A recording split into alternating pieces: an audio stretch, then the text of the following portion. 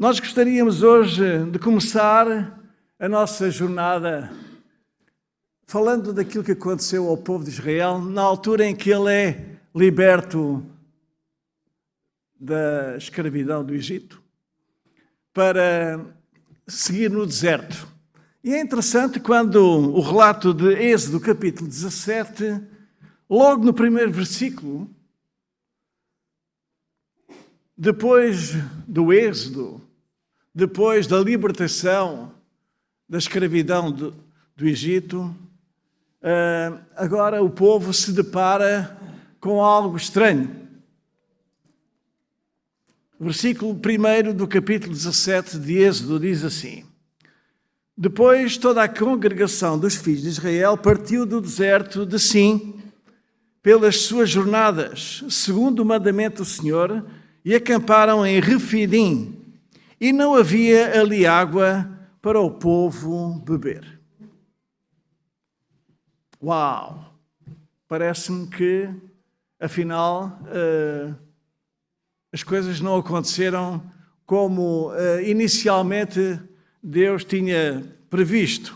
Será? Por ordem divina, o povo de Israel foi levado a Refidim, um lugar desprovido de água. Aquele que estava encoberto pela coluna de nuvem os estava guiando. E fora por sua ordem expressa que eles acamparam nesse lugar. Deus sabia que a falta de água em Refidim e levou o seu povo para lá a fim de provar a sua fé. Mas quão indignos de confiança divina eles se demonstraram. Repetidas vezes ele se havia manifestado. E agora, recordando aquilo que aconteceu com a saída, com a tal implementação da cerimónia da Páscoa, Deus disse, através de Moisés, para o povo preparar a sua saída do Egito, mas de uma forma miraculosa. Sabemos que eles deveriam crucificar, ou deveríamos, não é crucificar, deveriam matar um cordeiro, retirar o sangue e colocá-lo na verga e nas ombreiras da porta. Para quê? Para que assim, quando passasse o anjo destruidor, aqueles que tinham esta marca nas suas casas pudessem realmente receber a libertação e não tivessem como consequência o primogênito morto naquele momento. Sim, Deus tirara-os do cativeiro, com o braço erguido, com o braço estendido.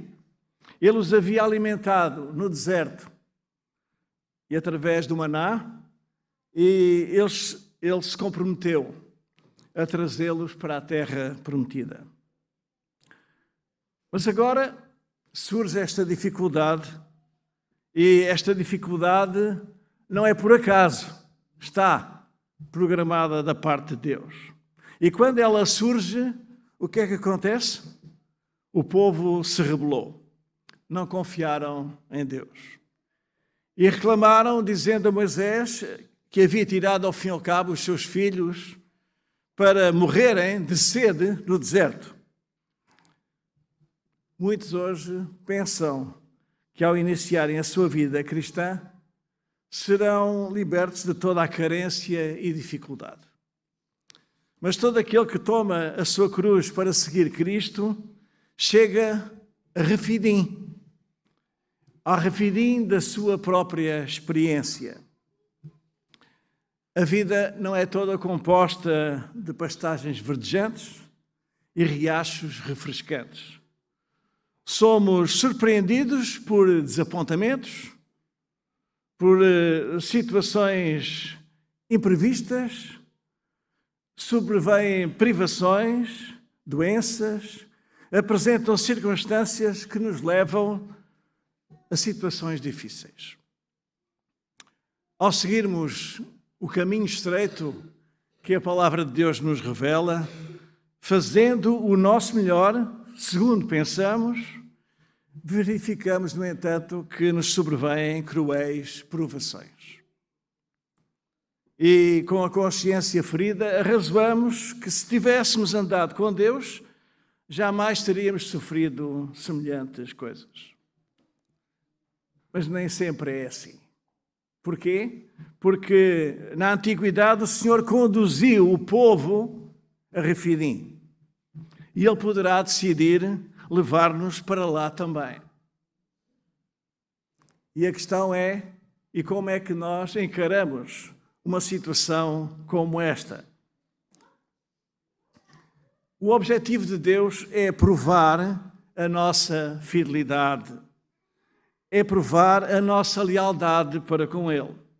E daí que a mordomia tem exatamente esse objetivo, de mostrar que Ele é o Senhor, que Ele é aquele que quer orientar a nossa vida. Mas sabem, nós fomos criados com livre-arbítrio, com a capacidade moral de sermos livres e donos das nossas escolhas. E podíamos enumerar muitos exemplos que vêm na palavra de Deus. Adão e Eva, Caim e Abel, Abraão e Isaac.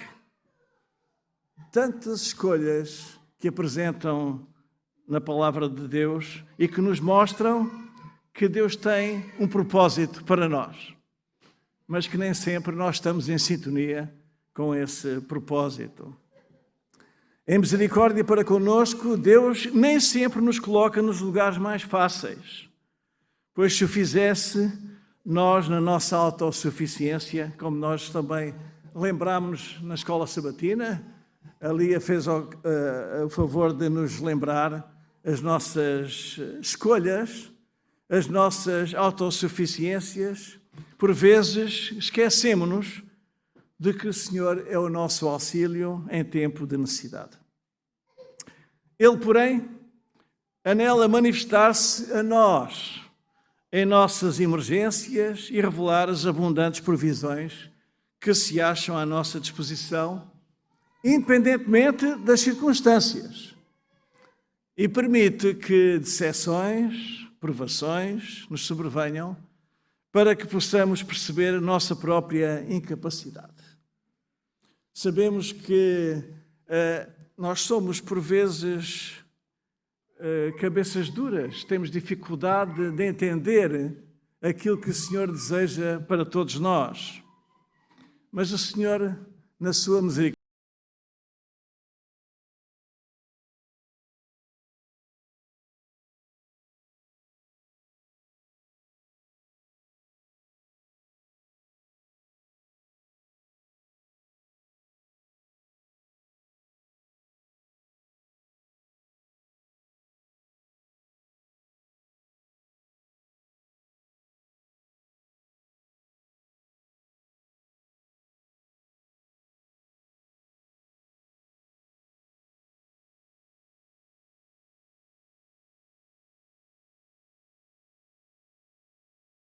ajudou a carregar muitas vezes fardos pesados que Ele carregou no nosso lugar. E quantos outros estariam dispostos a suportar se nós tivéssemos a oportunidade de lhe dar essa disposição, essa vantagem? Se tivéssemos, como uma criança, trazido à sua presença as nossas dores, as nossas dificuldades. É evidente que Deus não quer que soframos, mas por vezes é o caminho que o Senhor permite que aconteça. Para quê? Para que aprendamos a confiar nele em cada detalhe da nossa existência. Mudemos agora temporariamente a cena e vejamos um diálogo que ocorreu também enquanto Jesus esteve nesta terra com Filipe. João capítulo 14, versículo 8. Filipe faz um pedido a Jesus. Senhor, mostra-nos o Pai e isso nos basta. Jesus estava perto a passar por a última semana de grande aflição, de grande tormento, de grande dor. E agora Jesus vai exatamente dizer para este seu discípulo, Filipe: então, há tantos anos, há tanto tempo que eu estou convosco, como é que é possível vocês ainda terem uma noção errada de o Pai ser diferente de mim? Será possível que, tendo eu andado e falado convosco e vos saciado de milagres, ainda não tenhais compreendido que eu fui o enviado de Deus, aquele que é o caminho, a verdade e a vida, que vim do céu exatamente para representar o Pai? Não crees que eu estou no Pai e que o Pai está em mim? As palavras que eu vos digo, não as digo de mim mesmo, mas o Pai que permanece em mim, Ele faz as suas obras. Quem me vê a mim, vê o Pai. Este é o diálogo que Jesus mantém com este discípulo. Porque o objetivo era que eles conseguissem compreender e viver a experiência de um relacionamento tão íntimo que pudessem observar o resplendor da glória, do caráter na pessoa de Jesus, revelando o seu Pai. Frequentemente nós ferimos o coração de Jesus por causa da nossa descrença. Foi o caso de Filipe. Mas quando nós olhamos para o plano de mordomia, aquilo que Jesus estabeleceu também e que se encontra em Malaquias, capítulo 3, versículo 10, todos nós conhecemos bem este texto: trazei todos os dízimos à casa do tesouro, para que haja mantimento na minha casa, e depois fazei prova de mim, diz o Senhor dos exércitos, se eu não vos abrir as janelas do céu e não derramar sobre vós uma bênção tal, até que não haja lugar suficiente para a recolherdes. É interessante porque a primeira coisa é convidar-nos a trazermos os nossos dízimos, as nossas ofertas à casa do Senhor, e depois, como consequência dessa primeira atitude da nossa parte, podermos confiar de que aquilo que o Senhor promete, Ele não falha. Isto porquê? Porque Deus tem todos os recursos do universo. Vários versículos poderíamos agora enumerar. Minha é a prata, meu é o ouro. Tudo aquilo que o Senhor criou, Ele é o dono. No entanto, Ele tudo dispôs, tudo pôs à nossa disposição para que possamos ser mordomos fiéis. Como é que nós somos provados e nos vimos sem recursos e com dias pela frente até ao próximo salário? É evidente que, provavelmente, todos nós temos um relacionamento com Deus de tal maneira que isso nunca aconteceu, mas provavelmente também poderá ter acontecido. O que é certo é que Deus tem um plano para nós e esse plano foi estabelecido na Palavra de Deus, e há alguns versículos que nós podíamos agora mencionar. Vamos apenas mencionar um que se encontra em Provérbios, capítulo 3, versículos 9 e 10. Provérbios 3, 9 e 10 diz assim: honra ao Senhor com os teus bens e com a primeira parte de todos os teus ganhos, e se encherão os teus celeiros e transbordarão de mosto os teus lagares. É evidente que, no contexto daquilo que era o Israel da ocasião, havia grandes sementeiras, havia muitos momentos em que eles recebiam e enchiam os seus celeiros, transbordando de moços os seus lagares. Hoje o contexto é diferente, mas o princípio é o mesmo. A fé age por princípios divinos, confiando em Deus e nas suas promessas. Por isso, Deus convida-nos a prová-lo.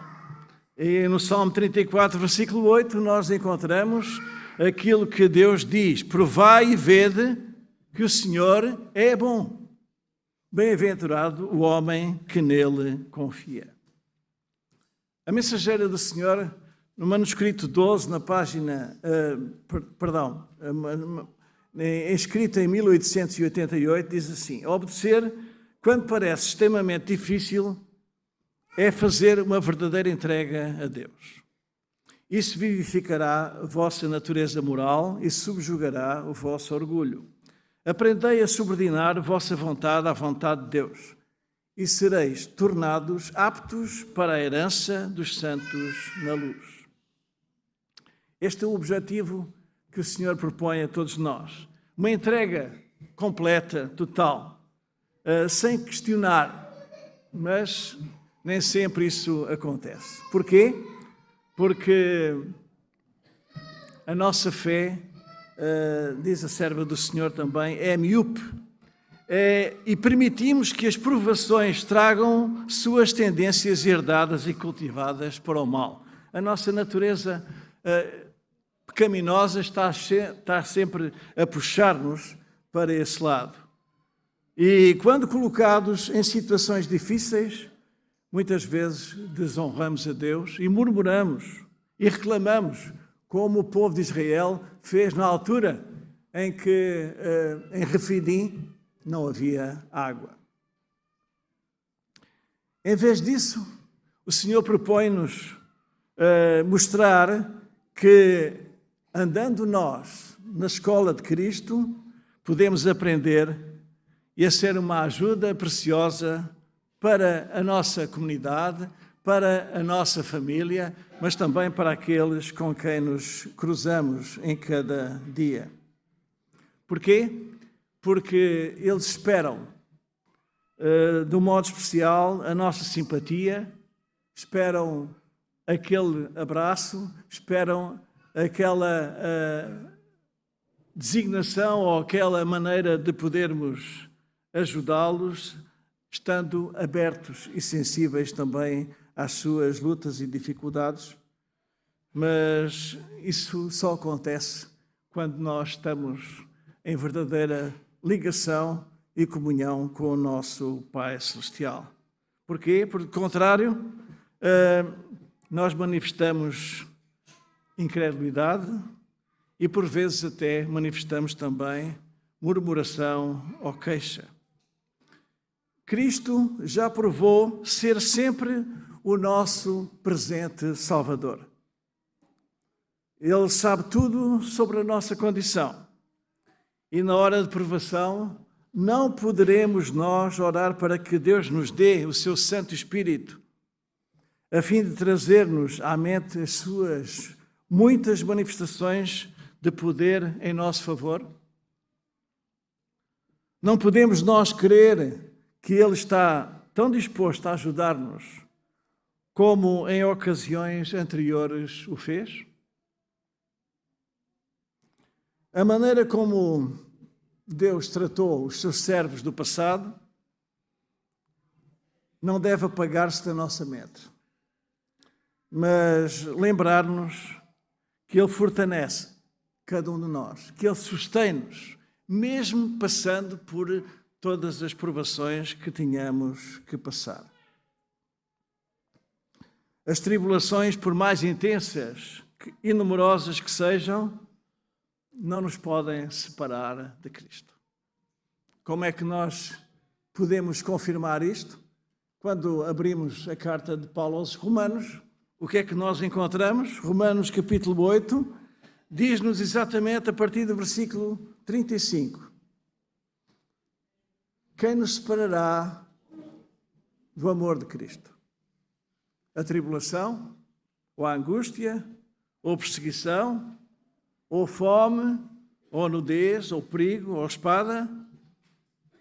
como está escrito, por amor de ti, somos entregues à morte todos os dias. Somos reputados como ovelhas para o matador. Mas em todas estas coisas, somos mais que vencedores por aquele que nos amou. Porque estou certo, diz o versículo 38, que nem a morte, nem a vida, nem os anjos, nem os principados, nem as potestades, nem o presente, nem o porvir, nem a altura, nem a profundidade, nem alguma outra criatura nos poderá separar do amor de Deus que está em Cristo Jesus, nosso Senhor. Se Ele nos levar a Refidim, é porque Ele sabe que é para o nosso bem e para a glória do seu nome. Se o buscarmos com uma fé confiante, uma fé inabalável, Ele irá, no momento oportuno, transformar a amargura de Mara em doçura. Ele pode abrir a dura rocha e fazer com que fluam torrentes refrescantes. Não ergueremos então nossas vozes em louvor e gratidão pelas misericórdias concedidas e prosseguiremos com plena certeza de que Ele é socorro bem presente na angústia? O apóstolo Tiago, ao escrever a sua carta, no primeiro capítulo, os versículos 2 a 4, encontramos a perspectiva de Deus diante das provações. E podemos ler assim a palavra do Senhor. Tiago 1, versículos 2 a 4. Meus irmãos, tendo por motivo de grande gozo passardes por provações. Quando passamos por provações, com certeza que o gozo não existe, ou se ele existe, é muito ténue.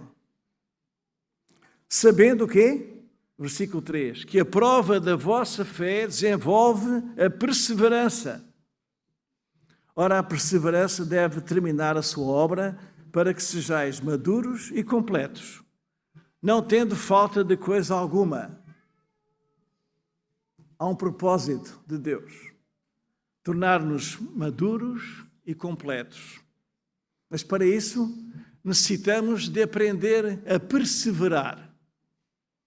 Não naquilo que são as circunstâncias, mas sim aquilo que o Senhor, na sua bondade e misericórdia, permite que aconteça. Para quê? Para nos purificar, para nos refinar, de modo a termos um caráter cada vez mais semelhantes a Jesus. E se alguma coisa vos falta, no caso, no versículo 5, versículo 6, o apóstolo Tiago diz: e se têm falta de sabedoria, peçam a Deus, que a todos dá liberalmente, e não o lancem em rosto e ser-lhe-á dado.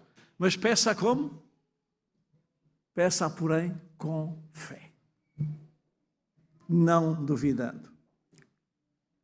Em vez de murmurarmos ou nos queixarmos, como muitas vezes acontece, aprendamos a exercer fé genuína para além daquilo que é visível, apoderando-nos com confiança das promessas de Deus, aceitando que Ele sabe o que é melhor para cada um de nós e quer que isso seja uma realidade na nossa existência. Enquanto aqui vivermos, não nos esqueçamos que Deus quer refinar-nos, purificar-nos, santificar-nos, a fim de sermos mais semelhantes a Jesus. E este é um processo que não é de um dia, ou que não é de uma semana, ou de um mês, ou de um ano, é de toda a vida. Não porque Deus tenha prazer no nosso sofrimento, mas porque é, em muitas circunstâncias, o meio mais eficaz pelo qual aprendemos a nos aproximarmos de Deus e a confiar inteiramente nele. Deus não desiste de nós, porque nos ama e sabe que só Ele tem a solução para a nossa teimosia, para o nosso coração duro, para o nosso mau feitio, por vezes. E por isso Ele promete que nos quer fazer um transplante, quer nos tirar o coração duro e colocar um coração sensível. Ezequiel capítulo 36, versículos 26 e 27, diz a palavra de Deus: dar-vos-ei um coração novo e porei dentre vós um espírito novo. Tirarei da vossa carne o coração de pedra e vos darei um coração de carne. E porei dentre vós o meu espírito e farei que andeis nos meus estatutos e guardeis os meus juízos e os observeis. Ele tem tudo aquilo que nós precisamos e apenas espera a nossa entrega total para fazer de nós pessoas segundo o coração de Jesus Cristo, para que assim o possamos representar em amor e dedicação a favor dos outros. Mudemos o paradigma. Em vez de nos queixarmos e reclamarmos, aprendamos a louvar o seu nome e exaltá-lo pela sua graça, sua misericórdia, mesmo na provação, e submetendo-nos completamente à sua vontade.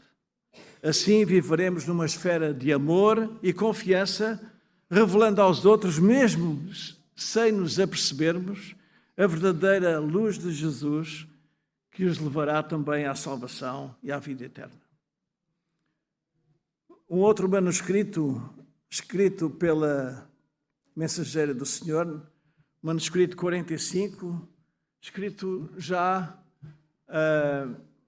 há 126 anos, diz assim: as promessas de Deus, aceitas com fé genuína, têm uma suave influência sobre a vida e o caráter, fazendo com que o instrumento humano reflita a imagem divina. Deus faz a sua parte, concedendo graça àquele que reparte em sua vida as graças concedidas, demonstrando ao mundo a genuína santificação em seu caráter. Este homem ou esta mulher, seja adulto, jovem, idoso ou criança, qualquer um de nós pode passar por esta mudança, por esta transformação e ser um verdadeiro mordomo do Senhor, seguindo a Jesus Cristo por onde Ele nos conduzir. E mesmo que tenhamos que passar por Refidim, não desanimemos. O Senhor está ao leme, dirigindo, orientando, para que aprendamos a ser altruístas, a deixar de pensar e viver somente para nós e vivamos para a honra e glória do nosso Deus. É a minha oração, o meu desejo para todos vós. Amém.